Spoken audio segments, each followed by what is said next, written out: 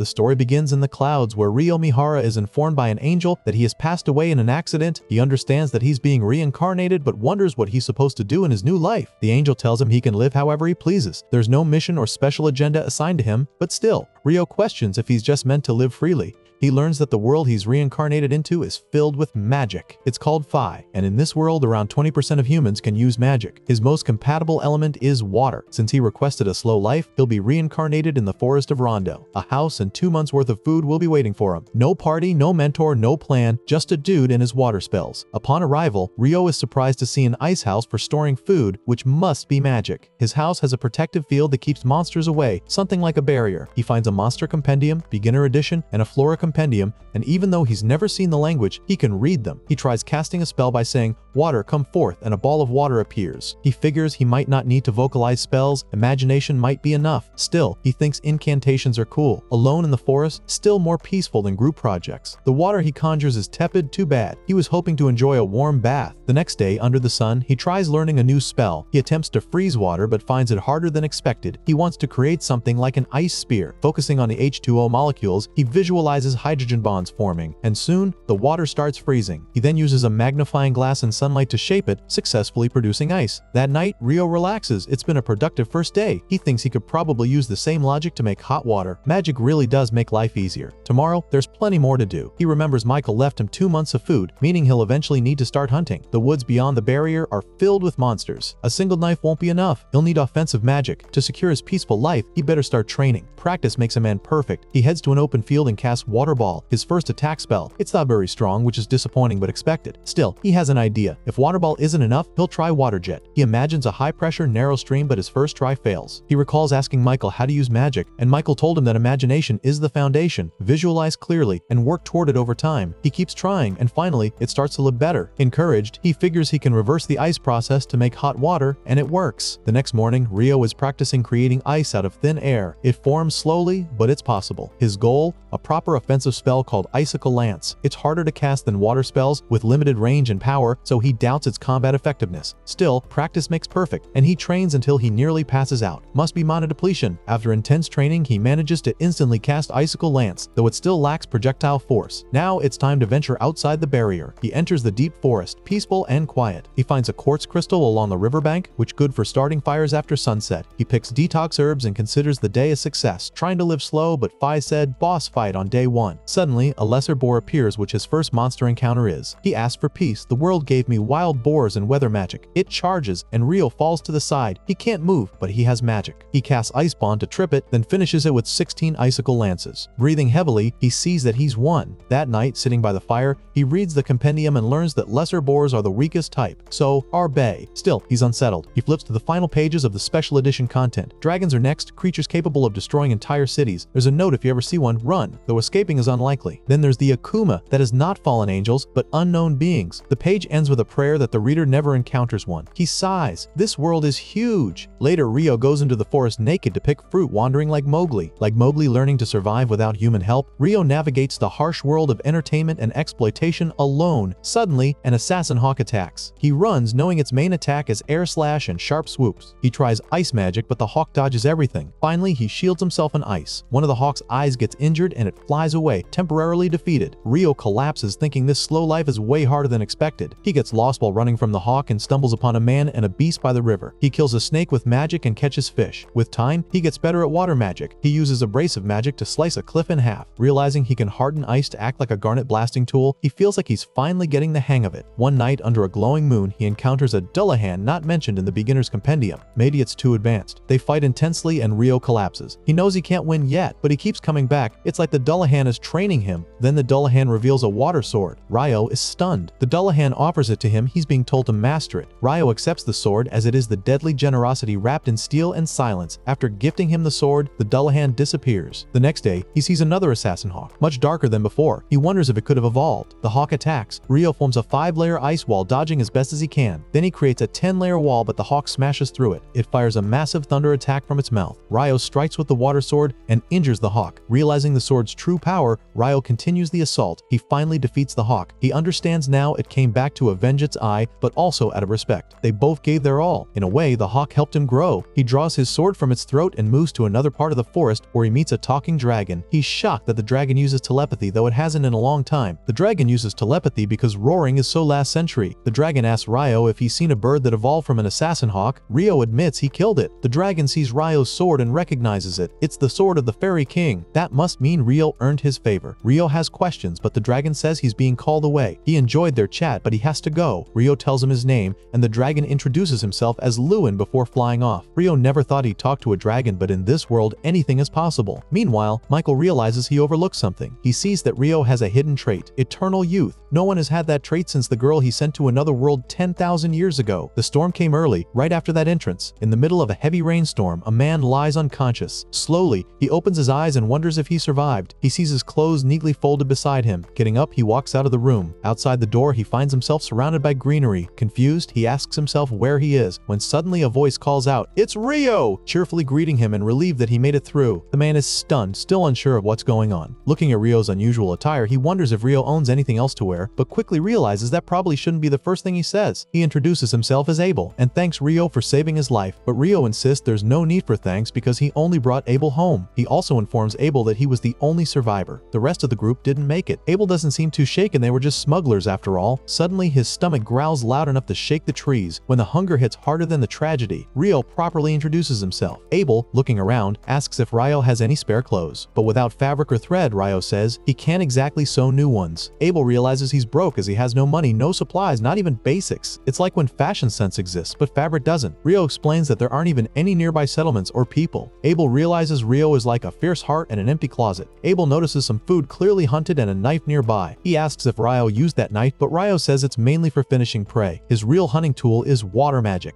Abel is impressed. He tells Ryo that even in the central provinces, only about half the population can use magic. Ryo recalls that Michael told him only about 20% can use it in Phi. Abel then asks to be shown the coastline. He wants to confirm something. As they walk, he assumes Ryo must have lost everything and been forced into this rugged lifestyle. Abel offers to take the front line if trouble arises, but Ryo initially refuses. Abel insists that he doesn't want to be the guy who always gets saved. That would ruin his reputation. Abel fears that his hero status slowly turning into sidekick status. Ryo agrees to stay back. When they reach the shore, all the bodies are gone, maybe eaten or just washed out to sea. Looks like they missed their funeral by high tide. Abel knows he would have ended up like them if Ryo hadn't saved him. He explores the wrecked boat, while Ryo continues calling him Mr. Abel. Abel protests that his lifesaver can be so formal. He tells him to just call him Abel. Ryo agrees and Abel smiles. He's happy to be addressed normally. Abel fails to find what he was searching for in the boat. Ryo asks about his next move. Abel decides to try rendezvousing with his companions, starting with the town of Loon, but he thinks he's been swept far south. Unsure of his location, he asks Ryo to act as a guide. Ryo agrees. As they set off, Ryo takes a moment that night to say goodbye to someone. Abel thought Ryo said no one lived nearby. Maybe he's paying respects. Ryo visits the Dullahan and tells him he'll be away from the forest of Rondo for a while. He thanks him and requests one final spar, promising to give it his all. After an intense bout, Ryo is left panting. The Dullahan responds by creating a massive water ball that transforms into a flowing cape. Ryo accepts it with gratitude. Instant upgrade, from magician to mysterious hero. The next morning, he wears the cape with pride. Draped in style, ready to steal every scene, their journey begins. On the way, they encounter a wild boar. Abel swiftly slays it using combat skills. Ryo, unfamiliar with the concept, asks about it. Abel explains. That night, they camp out peacefully under the stars. The next morning, their journey continues. They spot a group of lizard folk. Ryo senses danger and kills them using icicle lance of level 4. Afterward, he magically crafts a cup of water and hands it to Abel, hydrated by elemental hydration. They continue walking. Abel shows Ryo a bronze florin, currency from the kingdom of Nightly where Loon is located. Ryo's never seen it. Abel explains that each province mints its coins, but they all follow the same denominations. Nightly is one of the 3 major powers, along with the Dabuhi Empire and the Handaloo Federation. Ryo finds Dabuhi a weird name. Suddenly, Abel hears stone shifting. Ryo quickly erects an ice wall, but they're surrounded. They'd wandered into a rock golem nest. Abel runs in with combat skills, but the golems regenerate. Ryo casts a 10-layer ice wall. It holds them off well. The final golem drops a large, vivid magic stone. Ryo hopes to collect more, but the others have already crumbled. Moving on, they see a massive hippo-like creature. Abel calls it a behemoth. From another direction, wyverns appear. Looks like they scored front row seats to a monster battle. The wyverns strike, but the behemoth shrugs off their attacks and annihilates them using magic negation. That night, they sit by the fire. Abel mentions traps and dungeons with similar magic nullifying effects. Ryo's eyes light up. He wants to explore a dungeon one day. Abel admits there's one in Looney, the town they're headed to, but didn't mention it earlier since he didn't know Ryo was into that sort of thing. They discussed dwarves and elves. Dwarves are mastersmiths and fierce fighters. Loon has a few. Elves mostly keep to their forest settlements. Ryo imagined them just like that. The two talked the whole night. The next day, they approach the mountains. Ryo predicts they're nearing human territory. Abel wonders where Ryo's getting this intel. Secretly, Ryo remembers what Lewin the talking dragon told him, that the land is surrounded by sea on 3 sides and mountains to the north, acting as a natural barrier. Ryo doesn't mention Lewin, brushing it off as a source beyond human understanding. Suddenly, a shadow appears above. A massive eagle stares down at them. Abel is drenched in sweat, frozen in fear. Ryo quickly tosses meat into the air. The eagle grabs it and flies off. Ryo breathes a sigh of relief. Abel, still shaken, notes that humans aren't built to fight beasts like that, and no one's seen behemoths or griffins for centuries. He suspects something's off about this place. Ryo thinks humans just haven't tried hard enough. Maybe the mountains kept the beasts out, but something brought them here, possibly someone. Soon they come upon a nest of wyverns. Abel warns that wyverns are far too much for the two of them. Normally, it takes a party of 20 seasoned adventurers, casualties included. Wyvern expected an army, got a dynamic duo instead. Even so, Ryo thinks avoiding a fight isn't possible. He asks if grounding them would make them easier to deal with. Abel agrees. Ryo casts an ice spear spell, raining frozen death from above and pinning the wyverns to the ground. Abel charges in and activates his combat skill known as Total Impalement. The combo wipes out the entire flock. Wyverns wanted 20, got 2, regretted everything. Abel harvests the magic stones. Turns out that was easier than expected. Abel wonders if they should be worried. Ryo turns to Abel and says to him that he prefers near-death battles to get his blood pumping. He is out here chasing boss fights for the adrenaline. Abel groans and tells him to stick to the plan. Ryo agrees, so long as Abel's up for it. Abel stares at the remaining wyvern flock. They will have to take them all down. They are not done yet. Time to clear the whole raid. Their journey resumes. Another peaceful day, and through it all, they're still together. After finally learning how to bonk wyverns like a pro, Ryo was ready to do it again and again. But Abel said, no way, no more fire-breathing chicken lizards today. Anyways, the best part that happened is that they got tons of shiny magic stones from the monsters. It was like finding treasure in a video game loot box. They walked pretty far north, but still had no clue where they were. Ryo guessed that maybe they are going to the Debuhi Empire. Abel laughed and said, nope, that place is way farther north. Good news, they hadn't gotten lost. Phew! Everyone sighed like they just avoided a giant spider. Abel didn't get why the Empire had a bad rap, but just saying the name made everyone shiver. Suddenly a road appeared, stretching like it wanted to help. Abel pointed and said, Kelati town is that way, road trip, here they go. Town meant comfy beds, yummy food, and no mosquitoes camping on their faces. Both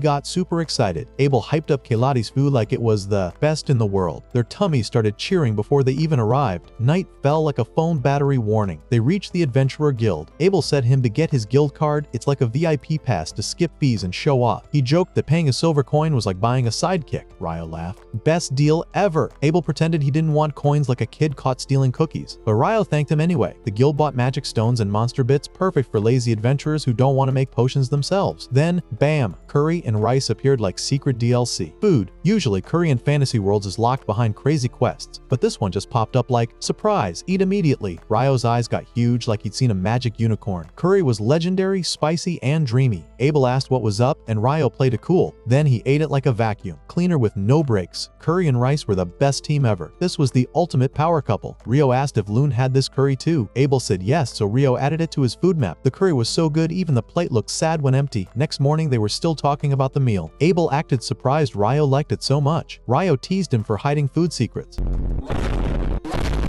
Ryo wanted to know about dessert, and Abel said he'd think about spilling the beans. They packed up and headed home. Golden wheat fields waved hello like friendly giants. A guard named Nemours spotted Abel and thanked him. Abel paid the entry fee like a generous king. They went straight to the Adventurer Guild. Abel explained that newbies usually start at rank F, but with his recommendation, Ryo could start higher. Since Abel was B rank, he gave a big thumbs up for Ryo. Money wasn't a problem. Loot was like a treasure chest bursting with gold, but too much loot could crash the market. Abel trusted the guildmaster to handle it. Inside, people cheered like it was a surprise party. Abel's back, time to celebrate. While Abel got mobbed by fans, Ryo stood quietly. Then a girl appeared, said his clothes were cool, and left like a side quest. Ryo blinked. Abel grabbed him and told everyone Ryo saved his life. Hero status unlocked. Everyone thanked Ryo. His name started trending like a celebrity. Abel pushed for Ryo to get rank D. The receptionist said the Crimson Sword never gave recommendations. Abel said Ryo earned it. They needed proof, so a meeting with the guildmaster was set. Guildmaster Humaglass welcomed them. Super relieved Abel was alive. He nearly had a heart attack, he said. Hugh thanked Ryo like he saved the whole city. Ryo pulled out a sack of magic stones like a walking monster farm. Hugh's eyes popped big time. So many stones it looked like Rio soloed a raid boss. Abel said they came from wyverns near the scary Malefic Mountains. Hugh was shocked. Nobody crosses those mountains in lives? Abel asked if stones proved it. Spoiler, they did. Hugh approved. Rio's rank upgrade faster than a speedrun. Abel stamped it like a boss manager. Suddenly, a door slammed. A girl ran in and hugged Abel. Lynn, Rhea, and Warren, Abel's squad, joined the fun. Tears, hugs, and happy vibes filled the room. Hugh told Nina to do the paperwork. Crimson Sword was basically the town celebrity club. Ryo went from unknown to MVP in one cutscene. They wondered if rank D was too low. Hugh said even Abel couldn't solo wyvern, so Ryo must be powerful. The guildmaster didn't see a normal adventure. He saw a whole boss fight. Nina started the registration. She explained the steps. Free lodging for 300 days after joining. Monthly dungeon training classes. Rio signed up right away. Class started in 2 days at 9 a.m. Nina pointed to the clock and says him to not be late. She gave Rio a glowing registration crystal, like getting a game power-up. Bam, official adventurer unlocked. Hugh planned to spread the news of Abel's survival. Hype levels went way up. Time to collect payment for the escort mission. Abel wanted to buy Rio clothes and a staff, but Rio didn't have a staff, just a tiny sword hidden like a secret weapon. He cast spells without gear. Total cheat code move. Rio asks him how the world worked. Turns out it had days, weeks, and months just like Earth. Measurements were in centimeters and curry was everywhere. Abel came back with gear. The squad threw a mini party for Rio. Food, laughs, and clapping. Rio was the guest of honor. Abel's return was the spark everyone needed. After the party, Rio walked with Nina. She said Ra admired Abel. Niels and Ito popped up, training nearby. They waved like friendly NPCs. Nina left and the boys started chatting. Niels said Nina was pretty. Ito joked all clerks were super competitive. One of them said the real dream was to be awesome and get noticed by cool girls. Nina came back with a new adventurer, Eamon, 16, ready to start his journey. She and Ryo would attend the dungeon course together. Party members unlocked. Meanwhile, Abel's squad argued about magic. Lynn, the friend of Abel, didn't believe water magic was strong. Ice walls floating in air. Sounds like a fairy tale. Abel said Ryo's magic was next level. Even Ryo was impressed. Lynn doubted ice spears could break wyvern windshields. Abel swore it happened. Rhea told stories about the Inferno magician who burned armies solo. She compared Rio to that. If Rio joined the Empire, game over. Abel said don't worry. The Debui Empire had a cursed name and bad vibes. The squad didn't get it but trusted Abel. For now, chill mode was on. One thing was clear, Rio was special. The big dungeon adventure finally started. The squad was super excited but also a little nervous, like when waiting for the ice cream truck to arrive. Amon was bouncing around like a squirrel who drank 10 cups of coffee. Rio joked that if he used up all his energy now, he would be snoozing by lunchtime. Everyone laughed, but the butterflies in their stomachs kept fluttering. Before going in, the teacher gathered everyone for a quick question time. Rio surprised everyone by asking if teleporting to places already visited in the dungeon was possible. The teacher blinked like, wait, seriously? Then smiled and said that in some dungeons far south, sure, but not in their hometown dungeon, Loon. Just stories and wishful thinking there. Eamon looked at Rio like he just found out he was secretly a wizard spy. Rio shrugged and said he heard it from someone once. Still, it felt like secret info. The dungeon wasn't just some scary hole, it was like the town's big, creepy basement. The whole city had grown around it, like a giant tree with roots underground. Near the town gate was the guild office, where adventurers usually signed in and out, but today was special. It was school time for monster fighters. The squad stepped into the dungeon's first layer. No scary monsters yet, just a gentle warm-up. Like training wheels on a bike, but in a dark, spooky cave. They could explore freely but had to stay near the teacher. Suddenly, the air buzzed. Rio and Eamon both felt it. Something was nearby. Rio pointed, and out came a soldier ant, the tutorial boss of the dungeon bugs. It might look small, but its neck was its weak spot. Anyone who ignored that usually got smacked hard. Rio fired his Icicle Lance 8 spell like a frosty rocket launcher. Eamon followed with a sharp sword slash. The ant fell down, defeated. Loot time! They grabbed a magic stone, because no first mission feels complete without treasure to brag about. The sun set, and the team finished with 0 injuries. Score! Back at the base, Ito's eyes sparkled as he praised Ryo's first strike. Amon was ready for round 2, wanting to jump back in right away, but dungeon solo wasn't the best idea. Rio offered to join next time and planned a trip to the 3rd layer. They'd heard soldier ants were showing up in the wrong places, trouble brewing. Abel, the cool local adventurer, dropped by with news. Soldier ants were digging up early. Smart bugs, bad timing. Rio teased that veterans were picking on newbies. Abel laughed and called it motivational therapy, like tough love from monsters. Then came introductions. Abel, the walking chaos, asked Ryo's roommates to babysit him, not because he was weak, but because of some weird habits. Niels, already half a fanboy, introduced himself with so much excitement he could have named a pet after Abel. They shook hands like they just signed a game contract. He reminded everyone to stay alive, classic adventurer advice. When asked why he was late, he said he'd just returned from a crazy time warp quest. Then Rhea showed up, pulling Abel to meet the guildmaster. Lynn stared at Rio like she was trying to read secret cheat codes in his brain. The squad disappeared down the hallway, Abel being dragged like a stubborn kid refusing bedtime. On the way back, Rhea told Lynn to calm down a bit. Lynn didn't blink, too focused on Rio's skills. Abel joked the magic show was just getting started, so lots of drama ahead. The next monster hut began with Eamon slicing enemies like chopping onions, fast and smooth, reminding everyone of Abel's style. Eamon shared that his teacher was Kiro, a retired adventurer from a famous royal sword school. Top-tier training, like the Olympics of sword fighting. Rio, mostly known as a mage, handled his sword like he had a grudge. His fighting style had no fancy name, just pure vibes. He told Eamon to think of training like running a marathon. Build stamina now, look cool later. Even Abel, the natural talent, didn't skip basic drills. Discipline mattered. Eamon got inspired, ready to practice hard and level up. The next day, Rio skipped dungeon duty and hit the library. First trip, he left with a bag full of magic books and a cookbook, because adventuring needs brains and snacks. While Rio was thinking about book prices, the sky suddenly went dark, not just cloudy but a full eclipse. Then, out of nowhere, fire magic rained down like a fiery disco party. Quick on his feet, Rio used ice magic to dodge the fiery doom. Then, a mysterious girl. Her eyes were like fire alarms and her attitude was even hotter. Rio sensed danger, maybe an Akuma, maybe worse. Escape crossed his mind, but he had just enough time to cast a protective barrier. Even her famous Hellfire attack got blocked. She was impressed but thought Rio's magic was bold and a little silly. Then she noticed the Fairy King's robes he wore. Her mood switched instantly. No more fireballs, now weapons were drawn. She charged like a rollerblading tornado. Rio dodged and parried, sparks flying everywhere. Her attacks were fast but didn't have the pressure of true masters. Still, she fought fiercely and demanded to know who Rio was. A new wave of strikes came. Rio blocked and countered, landing a clean hit. She healed in the middle of battle like a boss character, laughing arrogantly. Then, out of nowhere, a surprise fireball hit her. She vanished, only to reappear after the sky cleared. She said the fight was fun and that it had been ages since she felt so alive. Her name was Leonor Urraca Albuquerque, fancy enough to be royalty, and her favorite hobby was chaos. Before leaving, she boldly claimed Rio as her property, which sounds so wild. She promised to come back stronger. Rio's future just got bookmarked by a firestorm. Exhausted, he limped away. But just as he headed out, shock struck. His roommates were under attack. Time for a dramatic entrance? No warning, just icy justice from Rio. The attackers didn't stand a chance. Dan, the ringleader from room 11, got introduced to Regret. Rio handed Ito a healing potion and told the team to rest. Ito patched the bruises with magic. No broken bones, but the hits felt like getting run over by a truck. That attack, if it had landed better, could have been disastrous. But Rio promised to explain everything later. The battlefield cooled down like leftover fries. Kinda sad, but still there. Goblins disappeared faster than cookies when someone says, "Who wants dessert?" Rio kept thinking about yesterday's fight like it was the hardest video game level ever. Leonor's magic was wild, fast and flashy, like a dance party where everyone's showing off their coolest moves. If her spells had a TikTok, they'd have millions of views and sparkly effects. Time to get stronger,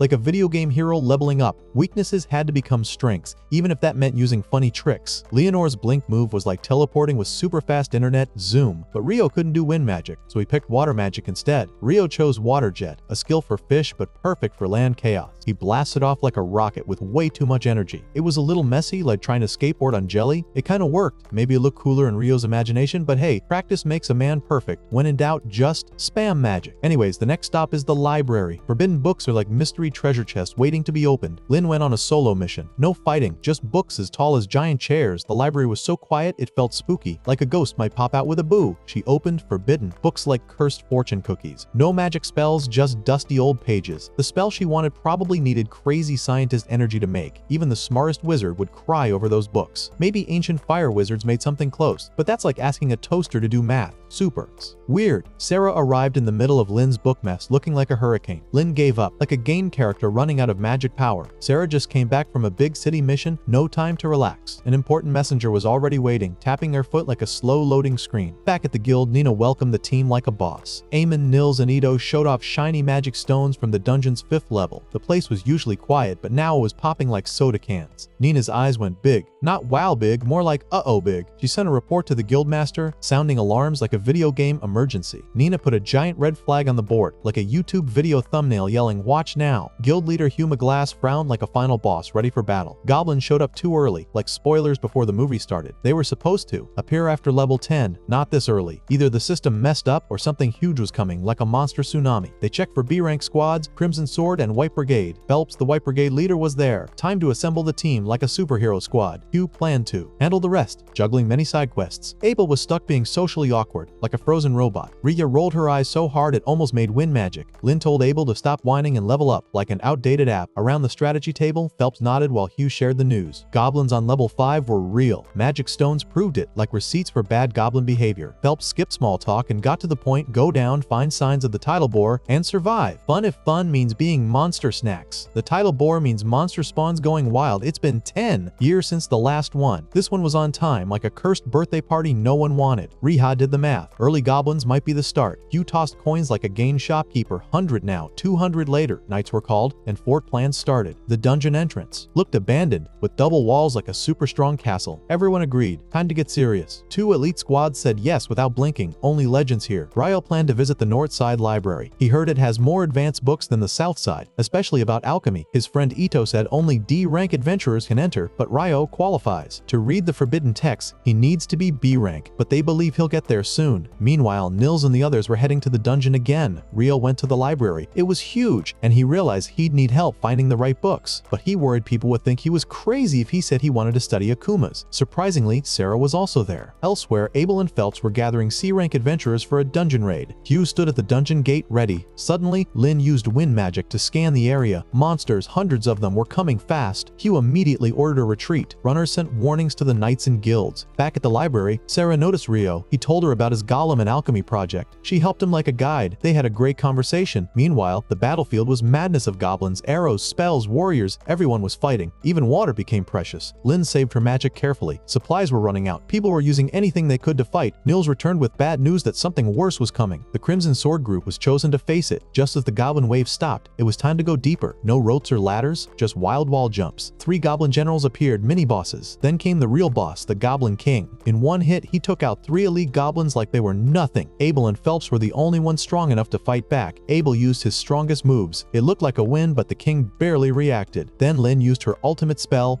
Bullet Rain. Magic fell from the sky like a storm. They finally beat the Goblin King. Phelps was amazed. Back at the library, he left with sharp eyes and big dreams. His golem plan was just beginning, and the real adventure hadn't even started yet. All the guys are having a blast at the party. They are drinking as if they have not had a drink in ages. They are eating meat like they have never seen it before. Ryo is shocked to witness this party scene. Meanwhile, Hugh is envious of the guys who are able to join the party. He wishes he could be drinking. He is overburdened with work. He manages the guild, makes reports to the capital, requests for funds for the great tidal boar handles, paperwork for payouts, does assessments of the adventurers who participated, and plans to restore and replenish the facilities. He has a lot on his plate to handle for a human. He is worried that researchers from the capital are going to show up wanting to study what happened, even though the dungeon is going to be sealed for a month. He is definitely underwater. They are celebrating the end of the great tidal boar at the guild. Lynn and Rhea enter the guild together. Ryo has his priorities straight. He finds the celebration to be a good reason to drink alcohol. Niels approaches him to tell him that he should have seen Abel when Abel thrust his sword at the Goblin King and gave Lynn the signal to unleash a crazy spell. Abel is the only one who was able to dodge one of the most powerful wind spells, the Bullet Rain with the sword skill, Perfect Shadow. Abel says it is a technique for dodging any kind of ranged attack, including magic. Everyone is really impressed by Abel's abilities. Lynn and Rhea come to find Abel. Rhea knew he would be with Ryo. She asks Abel if Ryo is his favorite pal, and Ryo feels a bit of hostility. Lynn asks Ryo if he is really able to conjure an ice wall way up in the air. Ryo reveals that 40 meters or more is his limit. It is not child's play, and it took Ryo quite a while to master. Most people cannot do it at all. Lynn asks him if it is some kind of original spell because most magic is invoked by reciting existing incantations. Ryo explains that it comes down to personal preference and everyone has a different style of incantations. After hearing that the buffet is closing soon, Ryo takes his leave from Lynn and Rhea. Abel says that Ryo can cast spells even without incantations, and this goes beyond strange. Later, Niels, Eamon, and Ito stand in front of the dungeon feeling hopeless after finding no jobs. Ryo approaches them to learn the reason they are not working. With the dungeon closed, they thought of taking some collection quests on the surface, but there has been such an influx the past few days that buyers are rescinding their usual requests. Ryo is looking for some ore, but it is all sold out. He needed it because he wanted to practice alchemy. Ito asks if he is talking about magic copper ore, which is really expensive. Ryo found one at the store for 50 gold coins. Ryo is rich while others cannot even earn if they want to. Ryo offers the 3 of them a job. There is a magic copper ore vein outside the dungeon, and Ryo wants to find it. There is an abandoned mine near the village of Rusay. Ryo offers them 4 gold coins as pay, and he will buy the magic copper ore for 25 gold coins per piece. His only concern is that the 3 of them make it back safely. Later, Ryo witnesses some evil guys harassing a girl. A man is trying to save her from the armed men. One armed man takes out his sword to teach the poor guy a lesson for getting in his way. But suddenly the armed man fell over and could not move his leg. It was Phelps doing as he was standing behind them. He shouts at them for behaving without manners while being knights of the kingdom. Phelps is annoyed nobleman and heir to the House of Heinlein. He is the son of the former Knights commander. The Knights quickly vanish from the scene on Phelps's orders. Phelps encourages Dan, the man who intervened to save the girl. Phelps looks up at the window and greets Rio. Phelps introduces himself as the captain of the White Brigade. Phelps has heard about Rio's magic power through Abel. Rio and Abel sit together at the cafe. Rio refuses to treat Abel to lunch as he is the junior. Rio teases Abel that there must be a lucky girl who has caught his eye. Abel tells Rio that Lynn has a crush on Warren. Rio thinks they are a striking pair and that love can overcome a little height difference. Rio knows that Abel is interested in Riha, and Abel's reaction just confirmed it. He might as well have hearts popping out of his eyes. Abel decides to use Rio's help. One of the dispatchers sent to Lune is an old friend of Abel's. Abel is trying to collect some runaway knights tonight before they cause trouble. Rio spots some unknown adventurers who are hiding their faces. Many travelers come to explore the dungeon from time to time, but the thing is, the dungeon is closed at the moment. Rio and Abel catch them and hand them over to the guards. Later, a bunch of knights follow Phelps to take their revenge. Shenna takes the matter into her own hands and deals with them even before they bother Phelps. Hugh agrees to open the dungeon on the Majesty's request, but he makes himself clear that if anything happens, then the town of Line and the guild would not be held responsible. A girl with big blue eyes approaches Rio. She is nervous. She asks Rio to take her to the guild quickly. She hands an envelope to Abel sent by Professor Hilarion. The professor has asked for the guild support for the court magicians as they investigate the dungeon. The dungeon is closed because decades ago an A-rank party never returned from it. Their leader was said to be superhuman and he still did not make it back alive. No one knows what goes on in the dungeon following a great tidal boar. Sounds like a 1-star review. The dungeon is going to be open tomorrow, but some adventurers are sad because only D-rankers and above will be allowed to enter. The next morning, Hugh gives a briefing to all members regarding the dungeon. The E and F rankers are not invited to the investigation team. Rio raises a question about a magic stone being discovered from the monsters in the boar. Hugh reveals that all of the magic stones collected from the great tidal boar were pale. That includes the Goblin King and the Goblin Generals. Rio regrets asking the man a simple question. The man sent from the capital, Clive Staples, investigates the dungeon with his team. They find a large entrance inside that might be connected to another location, maybe to paradise or hell. Clive refers to it as the gate for their purposes. He orders his men to set up the equipment and begin examining it as soon as possible. Abel asks Lynn, Rihia, and Warren if they are all alright. They have been relocated and don't know where they are. They start examining their surroundings because they have no idea what might be coming. The director Staples thinks the gate was responsible for what happened. The theory is that the monsters from this great tidal boar came from below the 38th layer of the dungeon. There is a high chance the gate was the source of it all. He believes that discovering the real root of the tidal boar, which contradicts the prevailing theory, will make an excellent finding. He decides to build scaffolding for his ascent to department head. They notice something strange that catches their attention. They are shocked to see the readings have vanished. Meanwhile, Christopher Blatt from the College of Magic comes there. He asks if there is something anomalous in the dungeon. Moments ago, people entering the dungeon disappeared while making their way in with the local adventurers they had hired.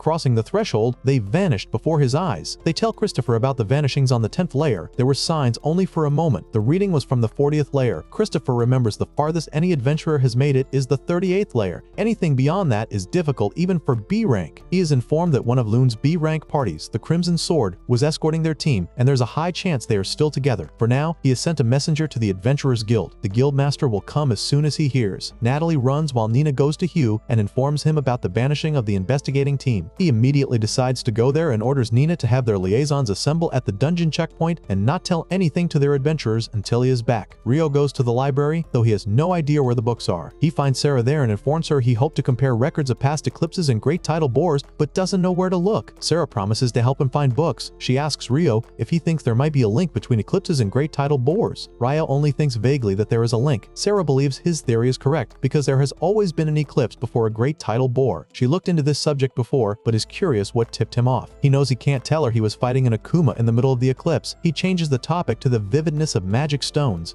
She knows the longer a monster lives, the more vivid its stone becomes. She tells him about pale stones, which imply the monsters only recently spawned. He tells about goblins and their generals and kings. It is unheard of for a cohort like that to spawn suddenly, but if they were created artificially, that would have taken considerable energy. He questions whether she already knew the magic stones were pale. She knew from past records which are not in good condition, so even librarians don't know about them. On the other hand, Harold Lawrence tells Abel the sensation they felt was just like he experienced teleportation in a dungeon of the Western Province. They don't know where they are currently. It is safe to say they were forcibly relocated. Harold sees that the wind magic in this device appears to be working. The air here is bothering him. He asks Rhea if it reminds her of anything. She is reminded of Sanctuary Square, as in the spell only the highest ranked priests can cast. Its protection is said to deflect all offensive spells and physical attacks. Abel concludes they have been trapped inside some kind of barrier. He asks Lynn if she can use Prove to check for anything of note note around them. She detects multiple humans at about 500 meters ahead. Harold thinks they can assume Clive and his team were whisked to wherever this is. They decide to rendezvous. Meanwhile, Hugh is informed about the reading. He cannot believe this because even if they mobilize every adventurer in town, they would never make it that far. Christopher questions why these people vanished. He apologizes to Hugh because he and his subordinate cannot risk going into a situation so uncertain. Hugh realizes they can only pray for their safety. Meanwhile, the team is getting killed by devils. They are requested to stay inside their barriers. Clive has only read about them before, but they match the description. Abel and Harold wonder what is going on. Rhea tells them about devils who are enemies of the gods and angels and are stronger than humans. Harold tells his team to get ready to hem them in. They launch air javelin, fire javelin, and stone javelin. Rhea thinks magic is ineffective against them, but Harold says it has never been confirmed. There are too many devils, so Harold thinks they will be out of mana. Harold tells Abel the fourth volley will be their last as they have no firepower left. Abel decides to move to melee combat. The Crimson Sword group fights the devils. Harold sees that the Crimson Sword lives up to its reputation. They kill devils one after another. Lynn and Rhea are out of mana. Still 6 devils left. Rhea points at a devil she thinks might be a demon prince because he has different colored eyes. A demon prince is the immature form of a demon lord. Only 4 can exist at once. One will become the demon lord. There is no record of anyone except a hero defeating one. Abel goes in intending to beat them all except the prince. He believes in exceptions. The demon prince hits Rhea, wanting to do this one-on-one. He is frighteningly fast and strong. Abel cannot envision a way to win. Their spells have been deflected. The devils break the barriers and kill those men. Abel stays strong. He enables his zero turn, trying hard to hit the demon prince but fails. The demon prince is about to slaughter Abel when Rhea cries. Her tear brings Rio to the place, who asks Abel if he is hurt. Rio never thought he would see Abel on the verge of death because of something like that. Rio seeing Abel almost dead over something so weak is like watching a lion trip on a pebble. Rio tells them to head back and ensures to handle the demon prince. Rio cannot believe anything. This weak is kin to a demon lord. He enables his icicle lance 6 and water jet, which kills 3 devils at once. He takes out his sword to get over of the demon prince. Natalie rapidly huffs as Ito shares news of Ryo's location in the North Side Library. Without a moment's hesitation, Natalie runs to Ryo and informs the adventurer about the missing Abel and the rest of the party. An ice cart forms immediately, and the two set off. Abel's instructions were for Natalie to turn to Ryo whenever a problem arises and Abel is not around. Like a loyal sidekick, the adventurer always knows when to show up. Ryo enters the dungeon. Using magical powers, the adventurer descends deep inside to rescue Abel and the party. Like a delivery service, the hero makes a special drop-off at the deepest level. In the present time, Ryo stands before the demon prince. With a single blow, the figure slices the head of the demon king, but the head reattaches. The demon king survives. Rio considers the demon king to be a weakling and decides to test the regenerative capacity. Rio's power, abrasive jet, shatters the demon king's magic stone. Like a science experiment, Rio tests the limits of magic. Abel thanks Rio for the rescue, but Rio requests to receive the gratitude in the form of dinner at a cafe, like a superhero who prefers a free meal over a medal. The members of the Crimson Sword are also relieved to see Abel safe and sound. Harold Lawrence, an advisor at the Bureau of Royal Magicians and the representative for the court investigation, thanks Rio for the assistance. Harold is sad because not all party members are alive. Abel and Ryo go to retrieve the devil magic stones. The plan is to split the money from the sale of the stones among the families of the fallen. The adventurers have never faced the devils before. Apparently, the creatures have not appeared in the central provinces for hundreds of years. After deep thought, Ryo says that when descending from layer 39, a special field was present, but it disappeared at some point. The adventurer thinks this must be because the demon prince was defeated. Ryo also noticed something strange near the stairs after using a probe spell on the 39th layer. Later, a black magic crystal is found. It is Harold's first time seeing a magic stone from a devil, as a previous encounter in the western province ended without success. Devils are said to appear suddenly and randomly, which suggests they can use space-time magic. Meanwhile, Leonor takes a peek after noticing something strange and finds herself before a man-made altar. A hero named Roman calls her a demon lord and tells her to stop. The group is protecting the altar, built upon great sacrifices, as it is well known that lighting it will cause the demon lord to appear. Roman declares that a hero is present and will slay the demon lord. Leonor laughs abruptly. The battle ends before it even begins. She slashes Roman with a sword. The others get scared as she collects the sacred jewel. A memory of Rio, a very strong human unlike the others, comes to mind. Leonor says that a demon lord is not present, tells Roman that there are humans 10,000 times stronger, and then departs. Elsewhere, adventures from Loon are warped into the 10th and 11th layers. Like a bad hero movie, the villain is way more powerful than advertised. The adventurers see the magical stone, which was giving off mana just moments ago. Harold takes it as evidence. On the way back, Abel thanks Ryo for the rescue. In return for the favor, Ryo asks Abel for some information, the best curry shop in Loon. Abel promises to take Ryo to the curry shop for a treat. Like a negotiation, the adventurer asks for a very specific reward. Later on, the group meets Hugh, who is relieved to see Abel is safe. Hugh thought the party was done for this time. Hugh sees Ryo and demands to know what the adventurer was thinking when pushing the guards aside and entering the dungeon. Harold stops Hugh from getting harsh on Rio, stating that the group is alive because of Rio's actions. Hugh thanks Rio for saving everyone. Later, Harold informs Rio about the devils and the Demon King. Harold tells the whole story of what happened. Like a narrator, Harold provides all the details. He is very impressed by Rio, who killed the Demon King in a flash of light. A sense of relief comes from knowing the country has a good magician. Instructions are given to Hugh to keep Rio's name away from the brain-dead aristocrats, and a decision is made to leave no official record of the deed. Like a PR manager, Harold tries to keep the new star out of the public eye. Later on, Rio has full stamina and runs fast, but the others are already tired. A hero finds Sarah sitting in a cafe. Coincidentally, the smell of curry entices the adventurer into the shop where Sarah is found. Rare, the two converse. Sarah asks about Rio's rank and living situation. Sitting together, they eat a medium-hot curry. Like a hungry superhero, the hero follows the scent of a good meal. After finishing the curry, Ryle asks about Sarah and discovers that she is a swordsmanship instructor for the Margrave Loon Order for Knights. She asks Ryo to join a mock bout. On the battlefield, Sarah realizes that Ryo has not been able to scratch the itch for combat. Sarah wields both a blade and magic, so a sense of knowing about the adventurer's sword-fighting style is present. The fight begins. None of the knights could avoid Sarah's charges, but Ryo is able to dodge them alone. Sarah gets faster, but Rio keeps dodging the attacks. Sarah surrenders and hugs Rio, relieved because of the amazing performance. Like a star athlete on a team of rookies, the adventurer stands out from the rest. Sarah is surprised to learn that the Fairy King taught Rio to fight. She is able to tell on an intuitive level thanks to her race. A sense is present that the Fairy King took a liking to the adventurer, especially since a robe was also gifted. The Fairy King is a legend, so the fact that Rio was taught by a legend is very odd. A girl named Ria Lita comes to inform Sarah about a class. Sarah orders Ria Lita to show Rio the way home. While on the way back, Hugh sees Rio. Hugh is surprised to see Rio and asks the adventurer to sit inside the carriage. Hugh expresses gratitude for Rio's rescue of everyone, but also says that an order for guards not to enter the dungeon cannot be ignored. A punishment job is assigned. Like a principal, he gives a punishment that is actually a reward. Rio receives a non-dungeon job as a punishment. The job involves a round trip to a destination called Whitnash to see some merchants and then return. Like a punishment that's actually a nice vacation. A few days later, Niels suddenly approaches Rio at the dormitory with a serious expression and formally requests his assistance. Curious about the matter, Rio asks what has him so worked up. Niels explains that his hometown has asked for help in exterminating monsters. The quest is only available for D-rank adventurers, but since the rest of his group is stuck at E rank or lower, he wants Rio to temporarily join them so they can qualify. Edo then comments that goblins and skeletons are unusual companions, rarely appearing in the same territory. This makes Rio laugh out loud, admitting that he hasn't had the chance to fight skeletons in this world yet. Excited by the idea, he agrees to accept the mission, and the group heads straight for the guild. When they arrive, Hugh double-checks whether they are confident about accepting such a dangerous task, especially since the village in question is nearby. Niels insists that he must return to support his people. Hugh informs them that he already dispatched 2 groups in E rank and even a D rank team, but both failed to deal with the monsters. The revelation shocks everyone, since neither goblins nor skeletons should be this troublesome. Hugh adds that the D rank team claimed the villagers were uncooperative, which strikes Niels as strange because his villagers are not the type to turn away allies. With a sigh, Hugh allows them to accept the quest, admitting that, as someone raised in a small village himself, he understands the sense of duty. Still, he warns them about the danger and reminds Rio that his mandatory escort assignment begins soon, though this quest can be finished beforehand. The group sets off and reaches the village quickly thanks to the stamina they've built from daily training. The villagers warmly welcome Niels, much to Ryo's surprise, as he assumed Niels had been cast out for his antics. Niels fumes at the comment, though he can't fully deny it. Leaving the group, he meets with the chief, Bulon, who greets him with joy. After Niels introduces his companions, the discussion shifts to the monster hunting mission. Bulon notes that things might proceed more smoothly this time since Niels knows the local traditions, but Niels asks about the strange rumor of villagers refusing to cooperate with the D-rank adventurers. Bulon explains, when the first E-rank party came, they ignored local warnings and entered the forbidden depths of the forest, returning injured and empty-handed. Because of that failure, trust was already broken by the time the D-rank group arrived, and the villagers rejected them outright. Niels understands their reaction, though he also knows his companions need more context. Unfortunately, the full truth is considered a village secret. He promises to request permission from the council before revealing more. That evening, they stay at Niels' home, where his younger brother and sister greet them. The siblings recall how Niels dreamed of becoming an adventurer the moment he came of age, but after their parents' death, he remained behind to raise them until they could stand on their own. Soon, Niels returns from his meeting with the village council, announcing that he has been granted permission to share the secret. He makes his friends promise to keep it confidential and begins to explain that their village is unique in 2 ways. First, a guardian beast resides in the eastern forest. The very idea excites Ryo, who immediately imagines a scenario where the beast becomes corrupted by a dark god and attacks them. Niels pulls him out of his daydream with irritation and continues, the second special feature is the village shrine. He explains that the elder herself will show them the shrine tomorrow and urges everyone to rest for the upcoming fight. The following day, Bulon escorts them to the outskirts where goblins are known to roam. Ito and Amen notice fresh tracks and suspect a nest nearby. Suddenly, Rio senses goblins approaching. Niels proposes proposes they eliminate all but one, allowing the survivor to retreat home and reveal the nest's location. Soon, the goblins appear, and Ryo traps them with ice magic. The others strike down the helpless enemies, sparing one who flees toward the cave. They trail the creature and watch it chatter to others outside. Ryo quickly freezes the group, letting his companions finish them. Moments later, the goblin general emerges, towering over the rest. Fear ripples through the party, but Ryo shackles the monster with icy chains and calls for Niels to strike the final blow. Together, they kill the goblin boss, harvest the core, and return to the village triumphant. Back home, the elder awaits, pleased with their success. She leads them toward the shrine, carrying a staff with a charm that catches Ito's attention. As he questions her, Ryo once again drifts into fanciful thoughts of the guardian beast turning evil. Niels scolds him before Ito identifies the charm as the emblem of the Earth Mother Goddess. The elder, impressed by his knowledge, explains that long ago, 7 gods were worshipped throughout the land, but now nearly all devotion is directed toward the goddess of light. Her village, however, has preserved its devotion to the Earth Goddess across generations. She adds that she herself wields healing magic. Soon they reach the guardian beast's cavern. Calling him forth, she introduces Niels and his companions. Ryo eagerly awaits a terrifying monster, only for a massive wolf to step out. Disappointment flickers across his face, though the wolf introduces himself kindly. To everyone's shock, the beast shares his name, Enkuazen, with Ryo, something he had never done for humans before. Enkuazen explains that humans find his true name unpronounceable, so he rarely offers it. He reveals his kinship with fairies and admits Ryo's aura is exceptionally pleasant. Though baffled, Ryo recalls how warmly the Fairy King treated him, realizing there must be something special about him after all. The wolf then explains the task. Within the shrine are 30 skeletons, sealed alongside a powerful leader, and he has been suppressing them all this time. They must be defeated before confronting the boss. The party agrees. Ito unleashes his light magic to shatter the regular skeletons quickly. Once they are down, Eamon and Niels push open the shrine doors, revealing the colossal skeleton commander. Ryo transforms their swords into ice-forged hammers and tells him to strike while he restrains the monster. Before the fight begins, he creates a huge ice flower in the sky. At the signal, Enkuazen releases the seal and the boss charges out. Ryo manipulates the ice to make the beast slip repeatedly, giving Amon and Niels the chance to pummel it until it finally collapses. With victory secured, the group ventures into the shrine's depths, an area even the elder had never entered. There, they find a statue of the Earth Goddess holding a shattered orb. The elder recalls that long ago, the statue's jewel glowed brightly before darkening and eventually breaking apart. She also remembers Enkuazen mentioning that unusual mana flows into this cave from elsewhere, likely spawning the monsters. Concerned, she seals the shrine with magic to prevent further corruption from escaping. With their mission complete, the adventurers head home. Along the way, they remark that nearly 300 days have passed since they first began their journey, meaning their dormitory stay will soon end. Niels and Ito reveal that they've already started planning for that day and invite Ryo and Amon to move into a rented house with them. Amon accepts immediately, while Ryo hesitates, explaining that he needs more time to consider the offer since other matters weigh on his mind.